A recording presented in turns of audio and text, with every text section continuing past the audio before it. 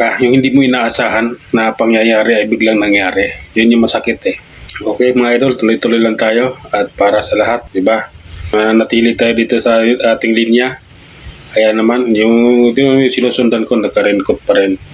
Ako naka-raincoat pa naman din ako. Kailangan ko kasi baka mamaya may lugar na dadaanan tayong biglang bumuhos yung ulan eh. Alanganin tayong gumilid. Kaya mamaya na tayong magtanggal ng raincoat pag wala na talagang makikitang basa na kalsada. Okay mga idol, tuloy-tuloy tayo para sa ikabubuti ng lahat. O lala, ipagpatuloy mo. Okay. Andito na tayo sa may GME, Kamuning. Ayan. Akyat tayo dito sa flyover ng GME, Kamuning. Kailangan natin yan, idol. Dito tayo dadaan para medyo kung hindi traffic, dire-diretso tayo.